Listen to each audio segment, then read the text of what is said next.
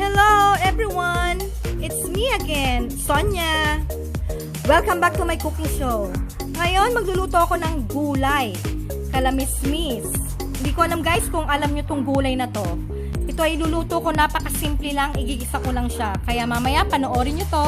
Pero bago ang lahat, ipapakita ko muna sa inyo ang aking mga ingredients. Siyempre, meron akong kamatis, bawang, sibuyas, cooking oil, pepper, at pork meat, at ang ating gulay na kalamismis, at ang ating mamasitas oyster sauce. Ngayon guys, sisimulan ko ng aking pagluluto. Maglalagay tayo ng cooking oil. Siyempre guys, mainit na yung aking kawali. Kaya ready ko nang nilagay ang aking cooking oil. So ngayon, isunod natin ang kamatis.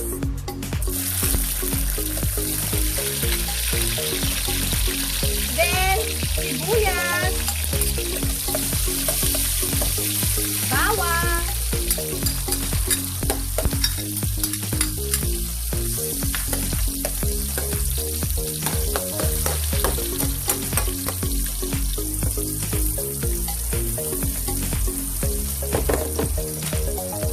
tapos isunod na natin ang ating pork.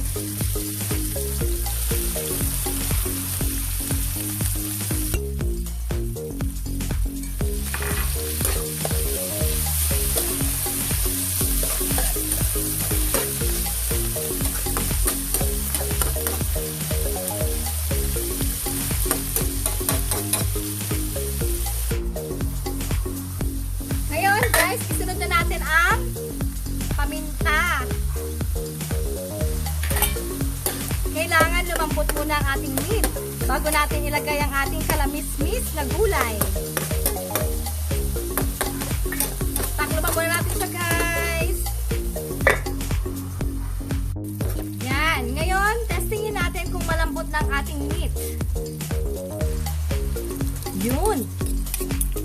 Okay na siya. Tapos ilalagay natin ang gulay na kalamismis.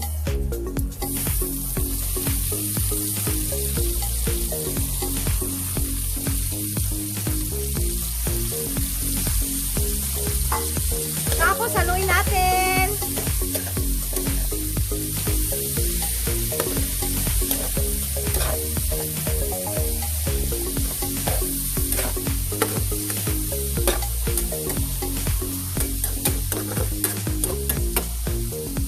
Tapos maglagay na tayo ng oyster sauce.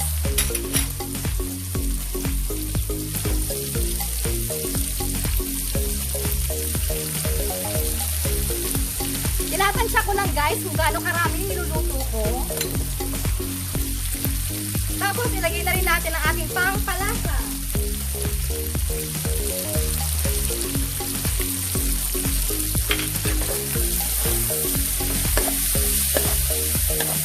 Bango!